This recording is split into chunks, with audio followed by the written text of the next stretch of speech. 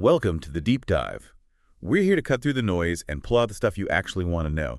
You want insights, those aha moments, without getting bogged down. Exactly. And today we're getting into a topic that comes up a lot: enhancing sexual experiences. Right. We've got this guide, SXX, the Ultimate Guide, and it covers quite a range of positions: oral sex, squirting, even a bit on BDSM. So the plan is basically to unpack it, yeah? Yeah. See what actionable ideas or maybe surprising facts we can pull out. That's the mission, to give you some solid takeaways about, well, possibilities for a more fulfilling sex life. Okay, let's get started. So one of the first things the guide jumps into, which is pretty interesting, is this idea of dogmatic sexual thinking. Dogmatic sexual thinking. Yeah. What does it mean by that exactly? Well, it describes that, common pattern: kissing, maybe some touching, then often quite quickly into intercourse, like missionary. Okay. The sort of standard script many people fall into. Precisely. And the guide argues this script, this dogma, often, well, it doesn't really center female pleasure. And it backs that up with a number, doesn't it? Something about orgasm rates. It does. It mentions that reportedly around 75% of women don't orgasm from intercourse alone. 75%? Yeah. Wow, that really does highlight a potential gap, doesn't it, between that common approach and, well, satisfaction for everyone involved. It really does. I mean, if you think about why humans have sex pleasure is a big part of it for us, unlike many animals, that statistic is quite stark. It kind of begs the question, are we missing something? And the guide seems to think the answer is a definite yes. Right. And a big part of that answer involves oral sex. Exactly. Fellatio and cunnilingus, Right. oral on the penis and vulva. The guide presents these as, like, key ways to change that dynamic. So not just as a warm-up, but as something more central. Right. It can be foreplay, sure, bringing someone closer to orgasm before intercourse, but it also says it can prolong the whole experience, and crucially, it's very effective for orgasm itself, especially clitoral orgasms for women. The guide almost suggests orgasm is a given with oral. Okay, so how does it suggest incorporating this? It mentions specific positions, right? Some with memorable names. Yeah, it does, like Her Royal Highness. Her Royal Highness, okay. Here, the woman straddles her partner's face. The guide says the thrill for her is the position, and for him, well, it's the direct access. It sort of plays with power dynamics and angles. Interesting. Whereas leg up, woman on the edge of the bed, one leg up on his shoulder, the other sort of drawn in. He's kneeling, offers a different kind of angle. Yeah, you can picture how that changes the access. These names definitely encourage thinking outside the box. Totally. Then there's the giver. Yeah. Sounds like it allows a smooth transition from fellatio to cunnilingus, maybe then to intercourse, aiming for continuous pleasure, Keeping the flow going. Right. And the corkscrew sounds a bit adventurous. Woman kneels for fellatio, maybe not even in the bedroom. The guide suggests maybe adding anal stimulation or even just eye contact. Adding layers to it. Oh. And one more. Oral on the sofa. Pretty self-explanatory for when you don't make it to the bedroom. Specific positioning for mutual oral on the couch. Okay, so positions are one thing, but it also gives general tips, right? Like beginner advice. It does. Basic stuff, but important. Like hygiene, being clean, and setting the right mood. Obvious, maybe, but you can't skip it. True. And it talks about common mistakes, too, particularly with cunnilingus. Yes, it points out that going straight for the clitoris, maybe too intensely, might not actually be the best approach. It can be overwhelming. So what's the alternative? The guide suggests thinking of the vagina like a mouth you're kissing. Start gently, use the whole tongue, vary the technique, pay attention to the whole area, not just one spot. Treat it like a mouth to kiss. That's a really vivid analogy. It is, isn't it? Shifts the focus. And starting slow, reading reactions, that's key. And for women performing fellatio, any tips there? Yeah, use the whole mouth, not just the lips. Incorporate hands on the shaft, maybe massaging the scrotum or even the anus. Think beyond just the penis itself. Right, make it a more holistic experience. So tying it back to that dogmatic sex idea, the guide's really pushing for exploration, communication, and making oral sex a much bigger player, moving away from just a quick rush to intercourse. Okay, that makes sense. Shall we move on to the G-spot then? The guide calls it the fabled G-spot, squirting in the best for G-spot stimulation sex positions. Definitely a topic with a lot of buzz. And maybe some confusion too, yeah.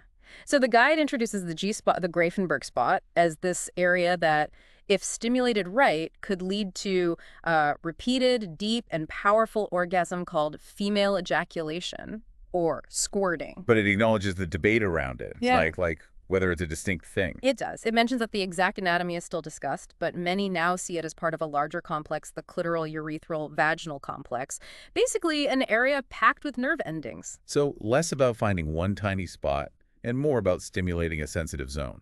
Kind of, yeah. While some research questions a distinct structure, there's loads of anecdotal evidence. Many women report having this specific internal area that triggers ejaculation. But not all women experience it. The guide gives a figure, I think. Right, it suggests maybe only 2 or 3 out of 10 women ejaculate through vaginal stimulation, so it's definitely not universal, and that's important to state, no pressure. Yeah, acknowledging that variety is crucial. It's about potential, not expectation. Exactly. For those who do experience it, it can be amazing. For others, maybe they just haven't found the right way to stimulate that area yet, or maybe it's just not how their body works. So where does the guide say this area generally is? About 2 to 3 inches inside, on the front wall of the vagina, the side closer to the belly button and pubic bone. It might feel a bit spongy or ridged compared to the surrounding tissue. And how to stimulate it? Manually first. Yeah, it suggests using 2 fingers, making a come-hither motion curling towards the pubic bone. Firm but gentle, start slow, increase pressure as arousal builds. And it stresses preparation, right? Absolutely. Cleanliness, trim nails, very important. And lots of foreplay, including oral, to get fully aroused before trying G-spot stuff. Lubricant is a good idea too. It mentions fingers might be better than a penis initially. Yeah, because the spot is kind of tucked away and it tends to swell with arousal. Fingers can offer more targeted pressure. Okay. Now, the squirting part. The guide tackles the misconception that it's just urine, doesn't it? It does, head on. It explains that research suggests the chemical makeup is different. It typically doesn't smell like urine or stain like it. That's a really key point because the guide suggests the belief that it's pee can actually stop some women from experiencing it fully, like a psychological block. Exactly. How many experiences might be limited just by misinformation or old beliefs? Yeah. It's quite powerful when you think about it. Definitely food for thought. So overcoming that mental hurdle could be important. Then it moves on to sex positions thought to help stimulate the G-spot during intercourse. Yep.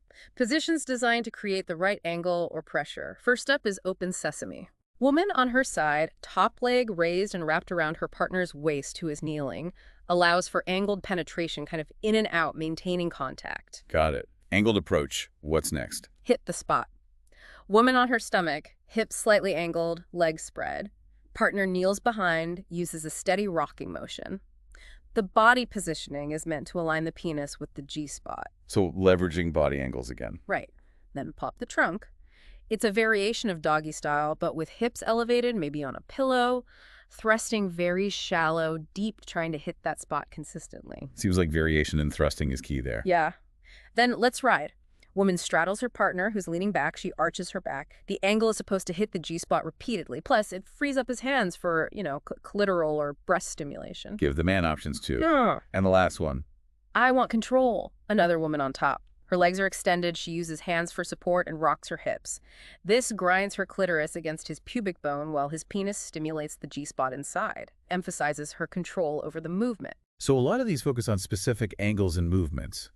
The main message seems to be experimentation and communication then. Absolutely. Try things out, talk about what feels good, what doesn't. There's no magic bullet. It's about discovering what works for that specific couple.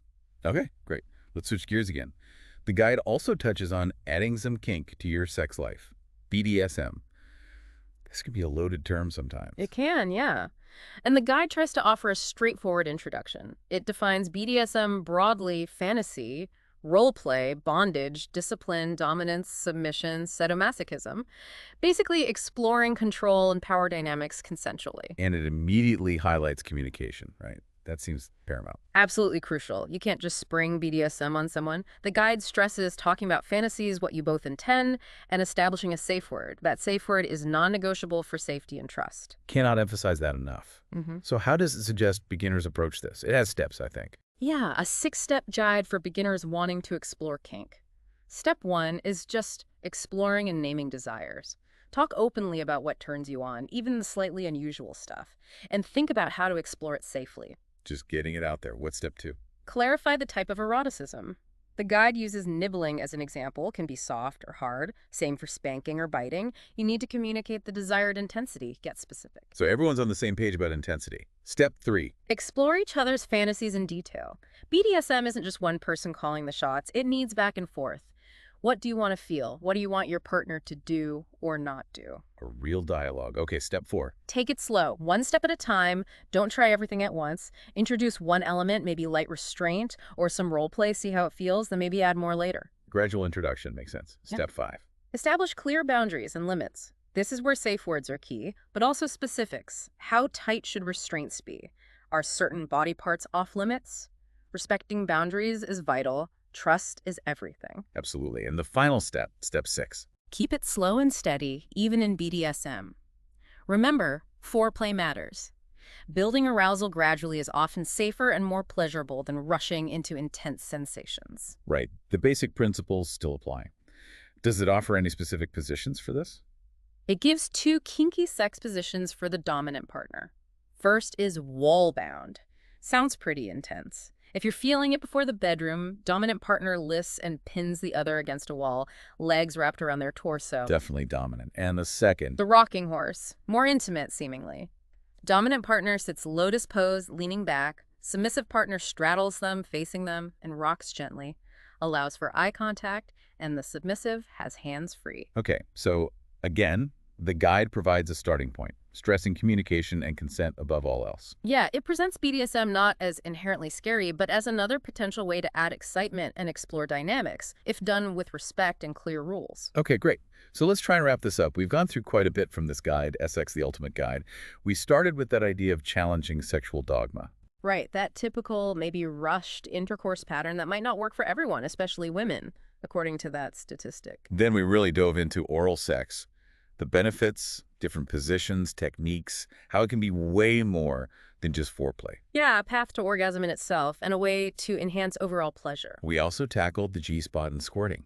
Yeah. Talked about locations, stimulation methods, those specific positions. And importantly, addressing that common misconception about it being urine, encouraging a more open mind. Definitely.